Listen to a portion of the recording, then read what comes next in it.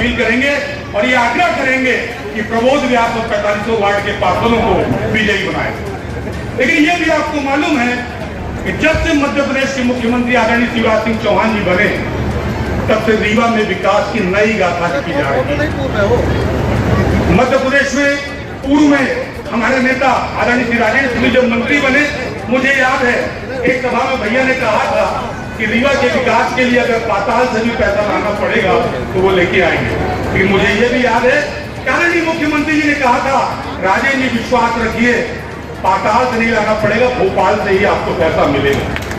मैं आप सबके सामने ये विश्वास दिलाना चाहता हूं कि अगर आप सबका आशीर्वाद मुझे मिला, मैं महापौर के रूप में विजयी होऊंगा और मध्य प्रदेश के शासन की जितनी भी योजनाएं नगर पालिक निगम में संचालित है, केंद्र सरकार की जितनी भी योजनाएं नगर पालिक निगम में संचालित है, 4500 वार्ड में जो भारतीय जनता पार्टी के पार्षद प्रत्याशी विजयी होंगे, उनके साथ आप सबके विश्वास पर खड़ा उतरूंगा और जो नेतृत्व ने मेरे प्रति विश्वास किया है उस पर अड़ी रहूंगा।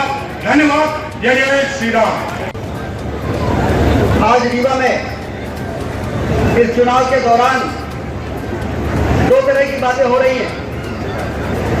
एक तो जनता जनार्दन है जो रीवा के विकास की चर्चा कर रही है और रीवा की तस्वीर भारतीय जनता पार्टी के शासनकाल पर बदली है, इसकी चर्चा हो रही है।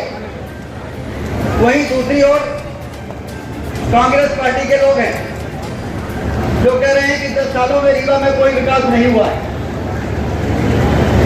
तो मुझसे पत्रकारों ने पूछा कि ये कांग्रेस के लोग तो कह रहे हैं कि रीवा में कुछ विकास नहीं हुआ।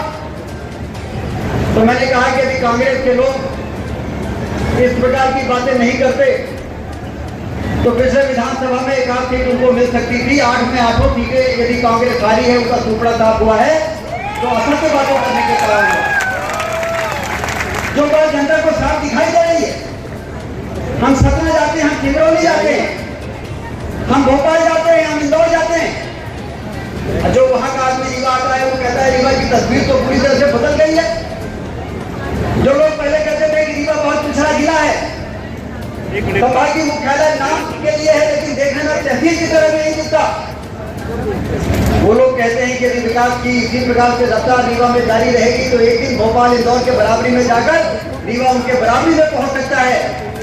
एक तरफ ये बातें हो रही और एक तरफ कांग्रेस के लोगों को रीवा की 4 लेन की सड़कें, flyover, bypass, ring road, super speciality अस्पताल, रानी तालाब का विकास, किरोला तालाब का विकास ये दिखाई नहीं दे रहा है। तो व्हाइट टाइगर सफारी और सोलर प्लांट दिखाई नहीं दे रहा है।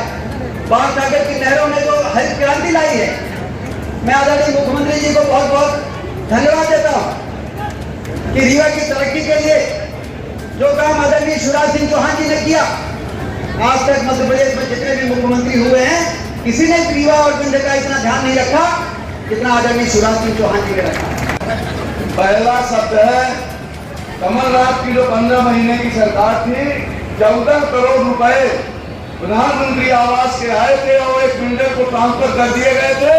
आपने सड़क में लड़ाई लड़के और जब आपकी सरकार आई तो 14 करोड़ रुपए फिर से वापस आए और अब उन 500 हितग्राहियों के पीएम आवास के भवन बन रहे हैं। दूसरा शब्द है ये स्कीम नंबर 6 में 500 घरों के सामने बुलडोजर लेकर के खड़े थे और किसी से 10 लाख, किसी से 5 लाख, किसी से 3 लाख रुपए मांगे जा रहे थे। भारतीय जनता पार्टी ने आपकी अगुवाई में यहाँ संघर्ष किया और तब जाकर के वो मामला रुका। तीसरा, यहाँ पर जितने विवाह घर थे सारे विवाह घरों को अवैध घोषित करके हर विवाह घर से 3 लाख, 5 लाख, 10 लाख रुपए की वसूली की गई और ये सब वसूली उस समय की गई जब ये महापौर के आते प्रत्याशी कांग्रेस के, ये अपने आप को विपक्ष के नेता कहते थे और उस समय नगर निगम में संचालन का काम यही लोग करते थे क्योंकि हमारे महापौर के कार्यालय में ताला लगा दिया गया था।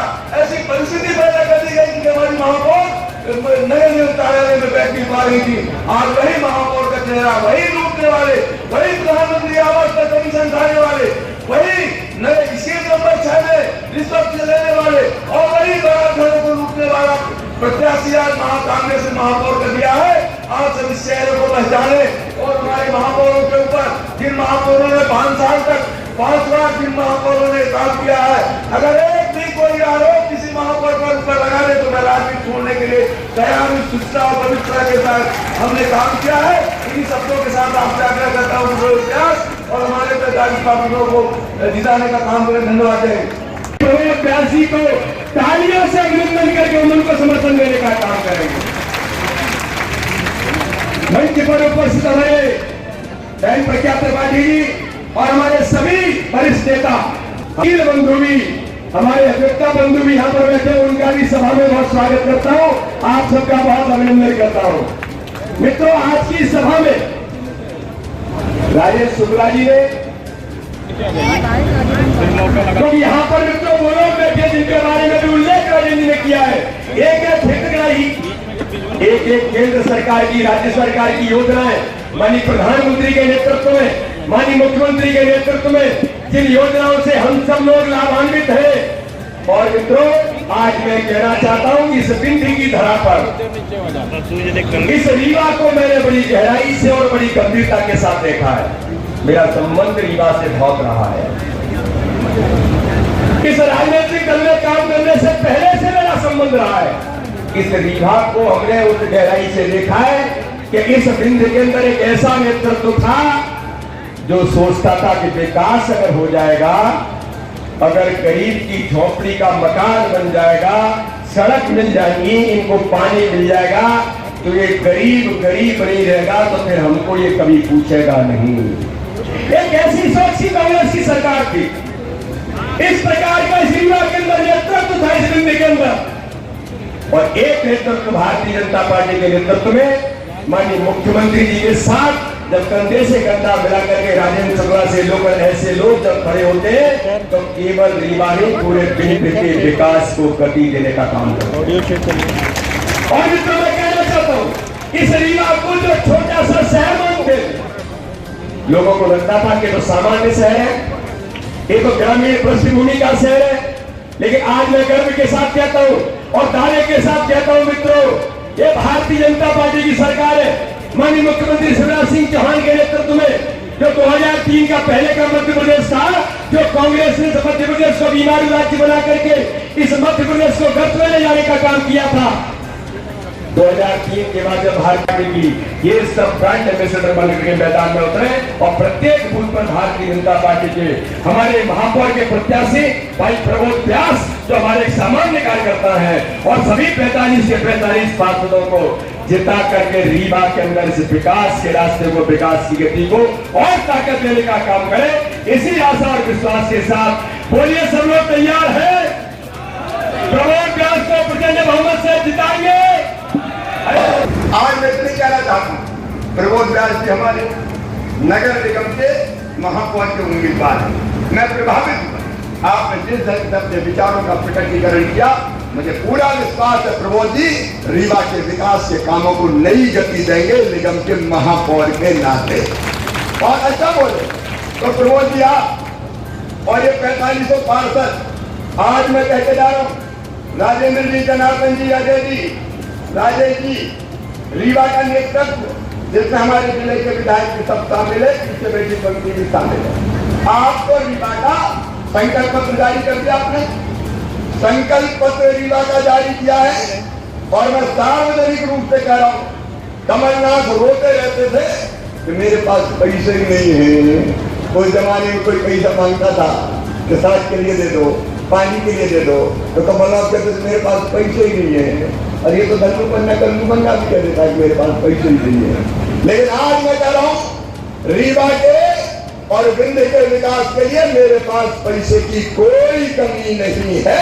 पूरी जिम्मेदारी के साथ करें, ये सारे विकास के कामों करें, आप चिंता मत करना। और दूसरी तरफ मेरी बहन, मेरे भाई हितग्राही करते हैं। देखो, भारतीय जनता पार्टी की सरकार नहीं चला रही, आपकी जिंदगी बदलने का अभियान चला रही है। जिंदगी बदलने का अभियान, गरीबों की जिंदगी बदलने का अभियान, किसानों की जिंदगी बदलने का अभियान, माताओं बहनों की जिंदगी बदलने का अभियान, भाइयों की जिंदगी बदलने का अभियान। आप खुद बताओ, बीडी शर्मा जी अभी बता रहे थे बताओ फ्री में राशन कभी कांग्रेस ने दिया क्या? अरे जोर से बताओ, दिया क्या? कमलनाथ जवाब दो।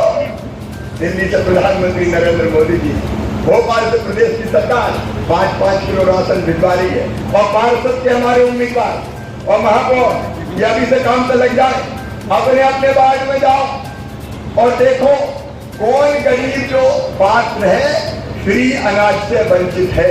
अगर कोई वंचित है सूची बना लो, आवेदन ले लो। मैं ऐसे जितने वंचित है जिनको नहीं मिल रहा सबका नाम फ्री राशन में जोड़ दूंगा, चिंता मत करना।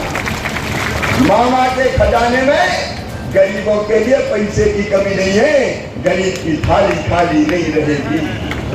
राशन गरीबों को कभी कांग्रेस ने दिया है? कमलनाथ जवाब दो। तो मेरे साथ बोलिए, भारत माता की, भारत माता की।